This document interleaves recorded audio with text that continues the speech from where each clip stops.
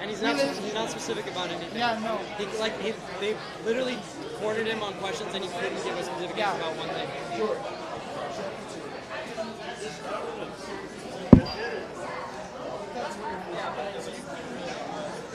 I told you to check your YouTube. I think we're live. But we don't know yet. So first check your YouTube. We live?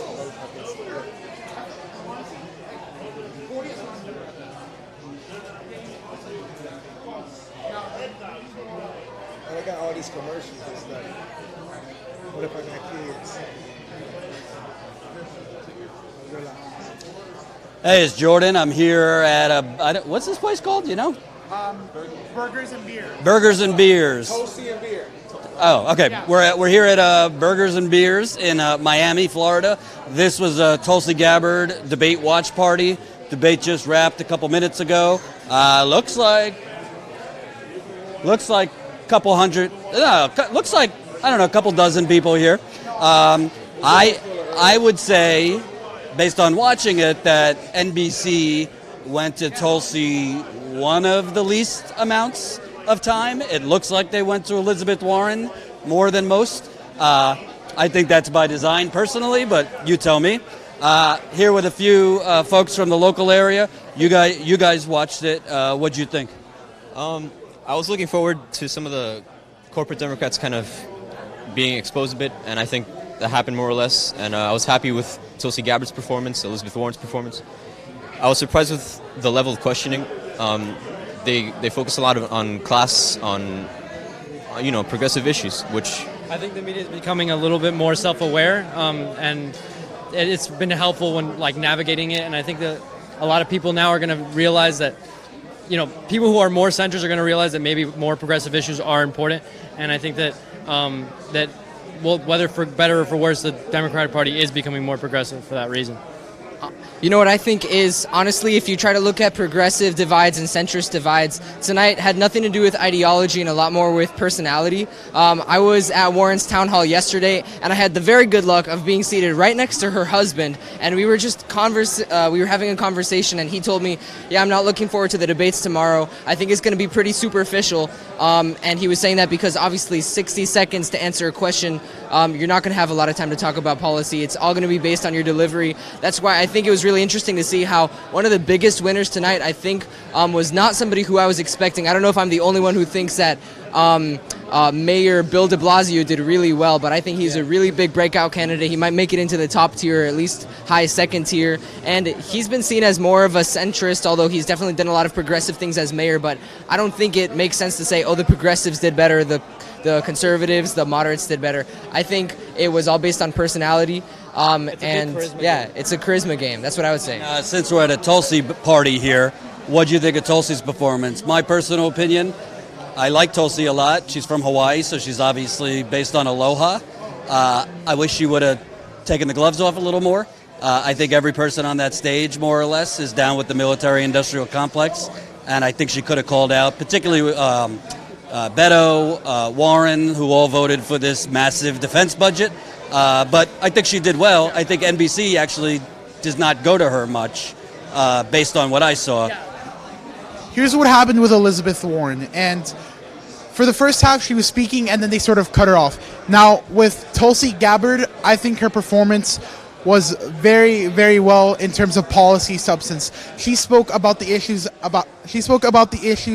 for why she was running. She did talk about the military industrial complex. She did talk about the lack of health care that millions of people in this country have. Now, I do agree with you that Tulsi could have played a little bit harder. But at the same time, she's playing a political game in the sense that she has to sort of, make friends to get what she wants implemented. Because if all you're ever going to do is just call bullshit on people, and you do need to call bullshit, don't get me twisted, but you do sort of need to work within the political institutions that be to get what you want accomplished. This is another point. So what Bernie did with Yemen, he worked with the Republicans who are anti-war to get that passed. Unfortunately, Trump vetoed it, but hey. Yeah, with Tulsi, I think she did really, really, really amazing. Number one, honestly. Thanks, guys. I appreciate it. So that's a few. Let's see who else. Can I ask you a question? You got the Tulsi 2020 shirt. What do you think? Because I thought, NBC didn't really go to her as much as the other candidates. I mean, there were 10, so obviously it's hard to go to each one. She said the things I expected from her. NBC, like most corporate media, is beholden to the military-industrial complex, and I feel that was representative in the time that they spent on the various candidates. Tulsi Gabbard is a threat to the establishment because she's the only candidate that talks about actually bringing change to the people in power that are causing us to constantly be in these regime change wars. And Elizabeth Warren, kind of, while she is progressive, she falls into the same boat as most of the corporatist Democrats. So I think that's probably why.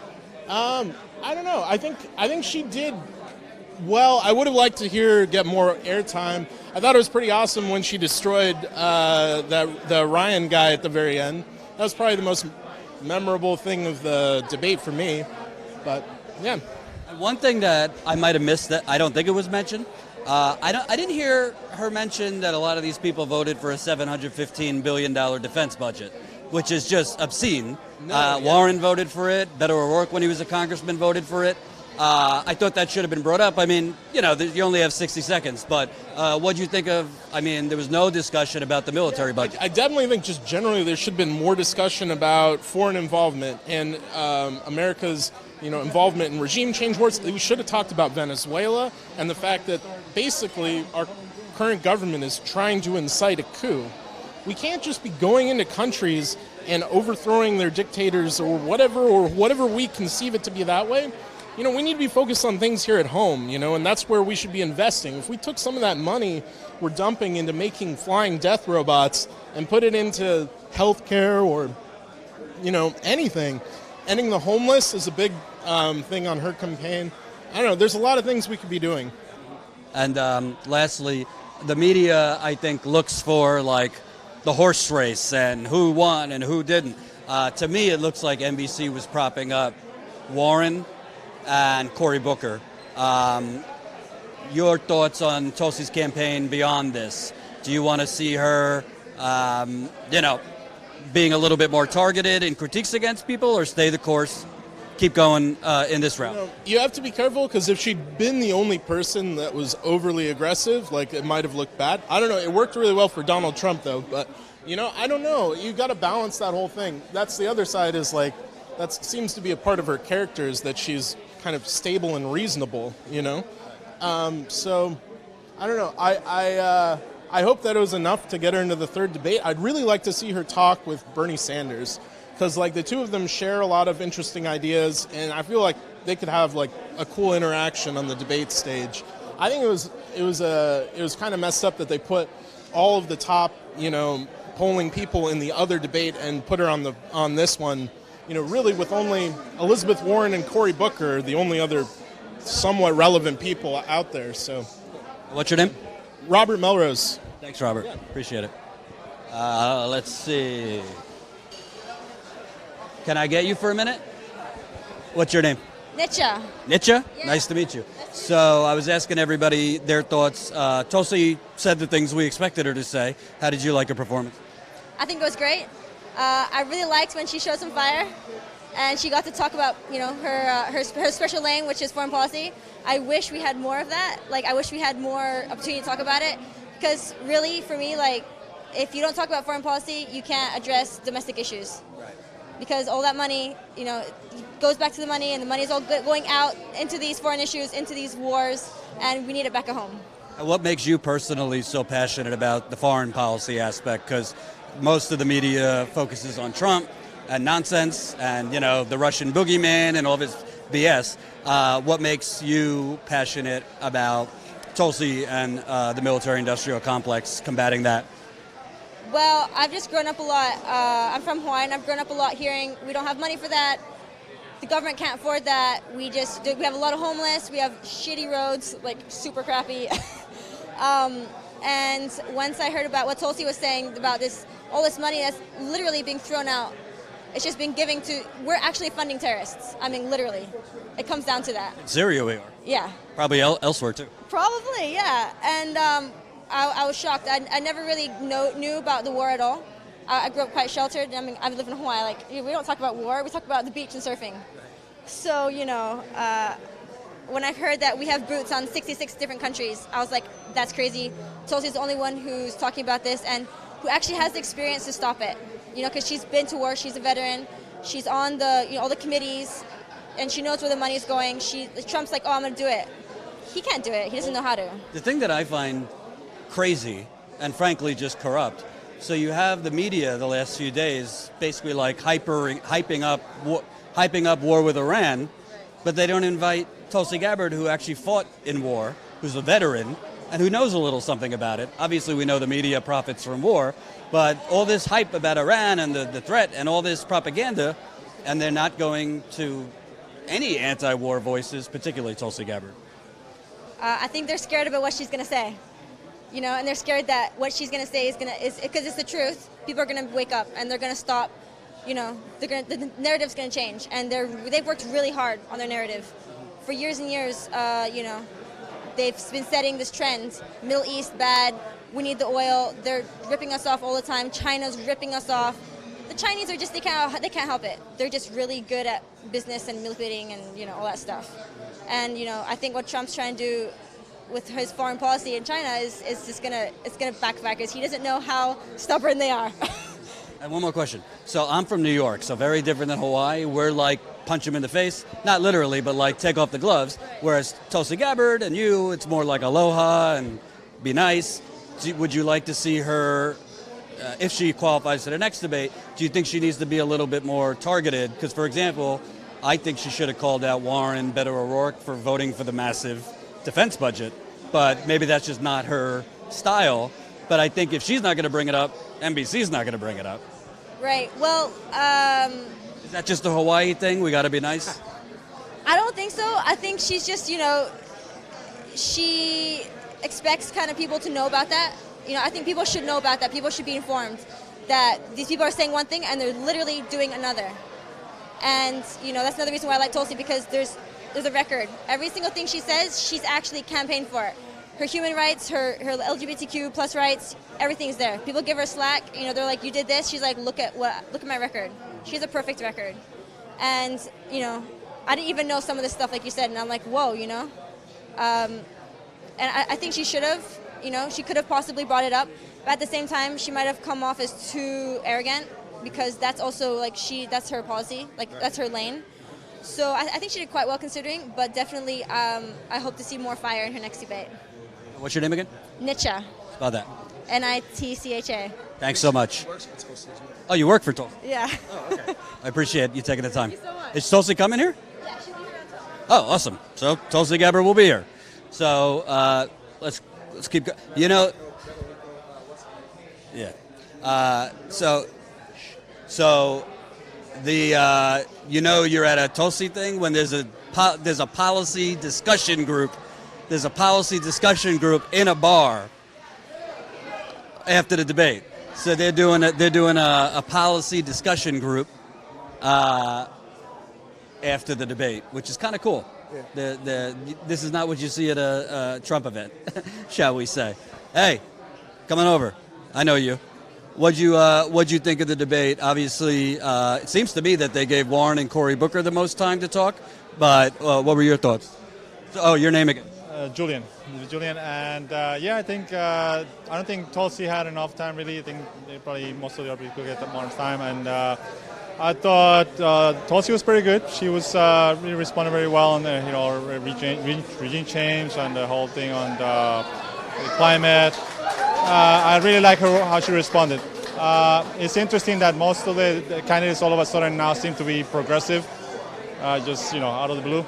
So, but it's a good thing. It seems like the whole thing shows the progressive been fighting for. It's getting more more in line with what everybody is thinking. So that's good. Yeah. And it seemed to me that the defense budget was not brought up. Like Warren voted for a massive defense budget. Beto O'Rourke, when he was a congressman, voted for the $715 billion defense budget. I mean, I knew NBC wouldn't bring it up because they're down with that. But are there any areas that you would have liked to see discussed, whether brought up by Tulsi Gabbard or other people? Oh, absolutely. I think the issue of election integrity is something that nobody's talking about. I think it's crucial because, we don't have election integrity, then really... You're talking election fraud. Yeah, pretty much election fraud, yeah. The whole thing what happened to for example, with Tinkanova, things all the votes that were stolen, that were destroyed, and what happened with Bernie Sanders back in 2016.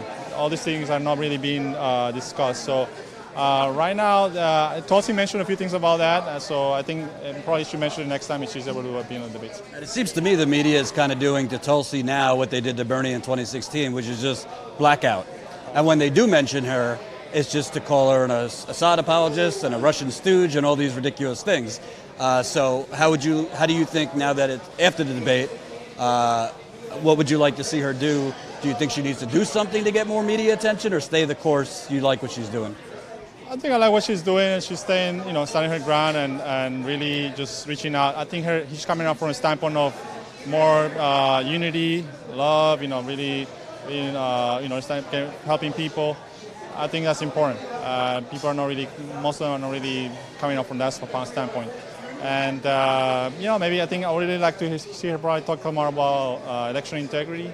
And, I think that's really the mention. So basically what you're saying in a nice way is you think the Democrats are going to rig it again, and you're worried that it's not being brought up. I'm pretty much sure they're going to rig it again. So, yeah, that's what I think. And hopefully, I don't expect that, we'll see. Hopefully things will work for Tulsi.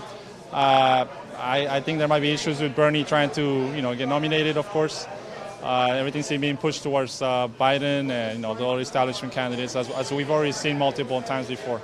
But I think what's important now is really to focus on the issues, because that's really what causes the social change that we've seen so far. If you look from 2016 until now, things have changed drastically. Things are more in everybody's talking about healthcare for all these things. So that's really what helps in the end. If we talk about the issues now, I think that's ultimately what's going to change, and not so much about candidates or. And if we're talking about an issue, we're in Miami, and unless you're a Trump supporter, most people seem to have their heads on straight here that you guys might be underwater over the next decade if something serious isn't done. Yes, exactly. Yeah, that's a concern.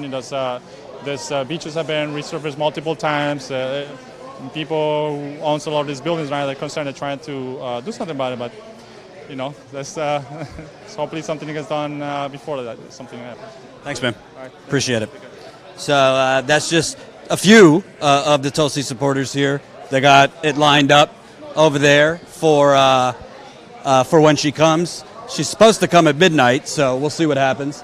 I think we're going to stick around, try to interview her. We'll probably record it and then show it to you guys tomorrow morning. But, I know that guy. Come on over.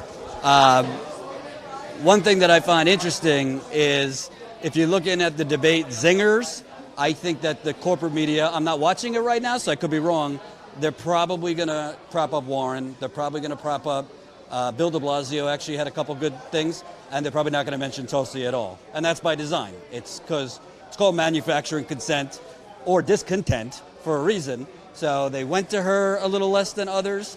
Obviously, it's hard. You have 10 candidates, but I kept noticing, wait a minute, they've gone to Cory Booker twice in the last 2 minutes. Come on over here. What's your name? My name is Labopad Noon. Nice to meet you. So we were talking earlier that you like a lot of what Tulsi has to say. Again, I was saying before, it seems like they were going to her very short spouts, but I kept hearing Warren, I kept hearing Booker. I like Warren for the most part. What'd you like and not like out of the debate? Well, first of all, my disclaimer, I am not a Dem. I'm the co-chair of the Green Party of Florida. So God bless the Greens. I'm an outsider looking in. By the way, I should say this. The Green New Deal concept was from the Green Party. They don't get enough credit. They don't get enough credit. And by the way, Jill Stein, she's not a Russian boogie woman, and her policy was to erase student debt. So not that it's not good that Bernie's doing it now, but let's just talk reality. That was Jill Stein. Yes, I'm very happy to see the Democrats willing to adopt a lot of the platform ideas that we've been around for years. Of course, we'd appreciate a little, gratitude, but, it is what it is. Our point is to push forward the policy. A lot of things I heard you say I agree with. I saw them, and I think that the viewers are going to notice that the mainstream media was focused on the people they want to push. I think they're going to notice that Cory Booker, Elizabeth Warren had a lot of time to speak, and I'm not necessarily against these candidates, but as far as it goes on the Democratic side, if I want to see the country moving to where I want to see it moving, I'm hoping that we'll see either Bernie or Tulsi be the nominee on their ticket. And Tulsi did, in fact, get the short stick, but she, I think, held her own. Of course, it's a difficult situation. They got 10 people out there, and it's for better or for worse. It's worse because not everyone got to speak, but for better because the mainstream media clearly showed their bias. And I think that the aware viewers, the younger viewers, the millennials, are going to be able to see that and see the difference. Well, let me just do what the mainstream media people didn't do, since they're not journalists and I am. When Cory Booker says he's going to take it to Big Pharma, that's where you say, well, were you taking it to Big Pharma when you voted against importing cheaper prescription drugs from Canada? Were you taking it to Wall Street when, frankly, you've been bending over backwards and forwards to get their money for the last 5-6 years, Mr. Booker? Sorry, I had to say that. And also the massive defense budget did not come up. Beto O'Rourke, when he was a congressman, voted for that $715 billion defense budget. Warren did. Every one of them. Tulsi did not. There's a lot of things that didn't come up. I didn't hear much about Venezuela.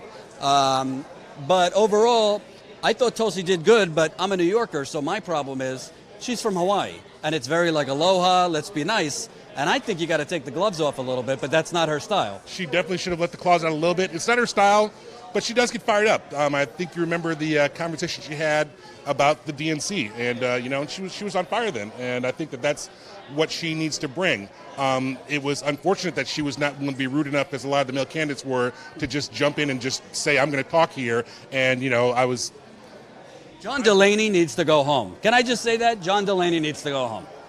There's no point. I don't know what he's doing, but he was rude, he was cutting into people, and he has nothing to say. Sorry. I was waiting for him to get booed, honestly, from his past track record. But yeah, I think that Tulsi's going to need to work on claiming her space and carving out her space, because she did have some of the strongest messages out there. I've got to say that as far as speeches go, not the follow-through of what I believe in, but as far as speeches go, probably Tulsi had the best wrap-up, second best wrap-up. Elizabeth Warren, whoever wrote that speech for her, they did a good job. That was a lot of information put in 45 seconds. That was pretty good. But I am, once again, I'm very deeply concerned about what the DNC is going to do to their more left-wing candidates. You see how they're treating Tulsi. It's harder for them to do the exact same thing to Bernie. But, I have trouble believing that with 20 candidates, we won't see a second round of voting at the convention. And I just don't see... Are you concerned that's by design? And am I a conspiracy theorist for wondering why there's 25 people running when probably 15 know they have no chance? I think it's more likely that the DNC made that rule change, that concession of no votes in the first round, knowing they'd have a very crowded field and that wouldn't be a concern for them, rather than the other way around, that each one of these particular candidates is joining in. They all want their glory. They all want, they want the boost that comes from running for president. A lot of them know they're not going anywhere, but, either they want to get on the stage and get their voice out there, or they want that boost to be able to run for, whatever they're going to run for next, or to go to work for whatever, defense agency they're going to work for next, so that they can have that by their name saying, I ran for president. And as a Green, what would you like to see? Would you like another Jill Stein to run again, somebody else to run? You want the Greens represented? So the Greens are going to run a presidential candidate. We have to run a presidential candidate because Democrats and Republicans got together and made a lot of state laws that deny ballot access to any party that didn't run a presidential candidate last time around. So you can't run for your county commission, you can't run for your state legislature as a Green if somebody didn't run for president. So we've got to run somebody for president. Jill will not be running again because, I understand the abuse that she got, the accusations she's an anti-vaxxer, she loves Putin and all this other stuff. She won't be running again, but we do have some candidates coming out who I think are strong. Of course, they don't get the attention that, we're going to see on the Democratic side, but the bottom line is if the Dems don't, man up and move a little bit to the left, then we're going to be a threat to them again. We are a small party. We recognize that we're likely not going to win the presidency this time around, but you will find that the only time Dems call us spoilers is when they run garbage centrist candidates. We were at our weakest for the 8 years that Obama was president, and he wasn't not a neoliberal, but he ran as a leftist, and that definitely takes away our lane when people believe that that's what's going on. The Green Party of Florida is seeing the highest numbers of representation post-2016. because of what went on in 2016. When I ran for office, I ran for state rep in my district up in Palm Beach County, and looking through the voter records, I saw that more than 1 in 6 voters in my district had only ever voted in one election ever, and that was the Democratic primary of 2016.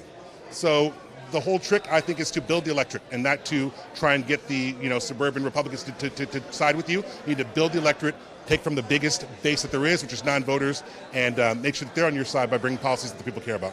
And lastly, how much is Vladimir Putin paying you to say all these radical things? He tells me the check's in the mail. I'm still waiting, They tell me he's a liar, so we'll see what happens.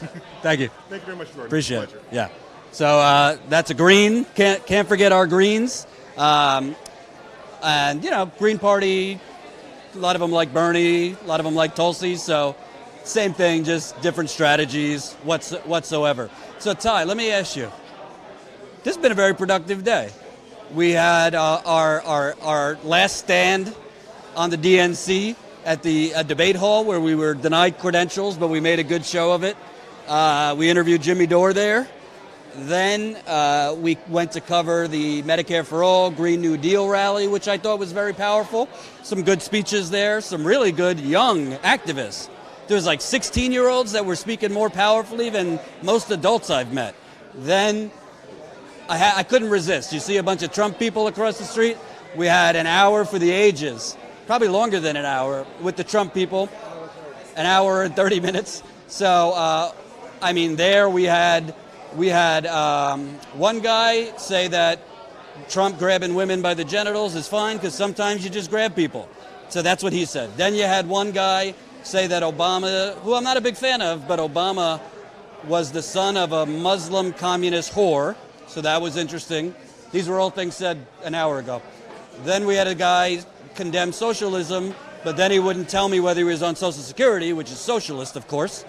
Then we had a guy say, do you have proof that Iraq didn't have weapons of mass destruction, which is, of course, a double negative, and it's a prove a negative.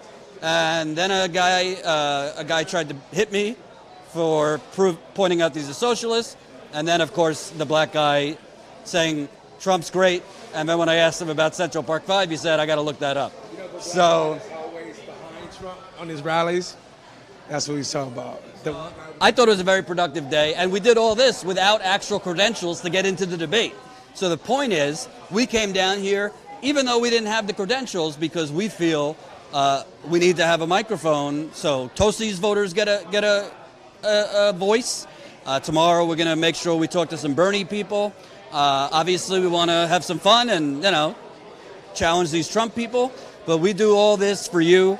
So I think we grew about 13 new members. So we are now 7 members away from 500. So we're 7 members away from 500. So if there are 7 of you watching right now, I don't know how many people are watching, but if there are 7 of you watching right now that have been on the fence for $5 to $10 a month, statuscoup.com/join, statuscoup.com/join. The more people that pay per month, or you could become an annual member, $179 annually. You're not just doing us a favor. We do bonus content for you, behind-the-scenes content, a monthly video call with you. The more people that we could get to fund us, the more we could cover the campaign. Our goal after the debate is to hit the road, cover Bernie, cover Tulsi, and we think it's time to challenge Joe Biden a little bit, the DNC's golden boy. So we'd like to go on the road and challenge them. So if you don't have the money, if you don't have an extra $5-10 a month or $179 annually, we get it. We don't want to make your situation worse. But if you do, what is real independent journalism with it? Because I could tell you folks, today, there was no journalist challenging those Trump people. Want to know how I know? Because we had the cornered. They were standing on the corner. No one challenged them. There was no one challenging the DNC and NBC for literally blocking progressive media from entering the building. That's a form of censorship. There was no reason we should have been denied credentials. We're a legitimate news outlet. We have 44,000, I think, subscribers in a year, and we've broken serious news stories in Flint and other places. Thirdly, there was no media that I saw covering that Medicare for All and Green New Deal rally. which is very important. This is how you wake more people up to what's going on, to cover it. And by the way, it is fucking hot and humid down here. I feel really bad for homeless people down here. I feel very bad for people that have to be out in this humidity all day, because it's not easy and it's dangerous after a while. So that's the deal. We're going to stick around. We're going to close down the live because our battery's going. I'm hoping to get an interview with Congresswoman Gabbard when she comes here. She's coming to say hi to her supporters and thank them and all that. Hopefully we'll get an interview with her. Check out the stuff we already posted. And most importantly, if you are not a member, you see these bags under my eye? That's from 14 months of working 18 hours a day to build this status quo from the ground up. I don't want to copy from Bernie, but this is from the ground up. So if you're not a member, what are you doing? There are some organizations that ask you to pay $10 a month, and what are they giving you? 24/7 Trump, Russia, Stormy Daniels, war, and bullshit. We're giving you the people. So thank you for watching. We'll be back at it tomorrow.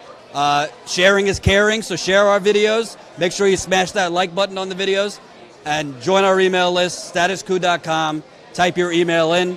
Peace.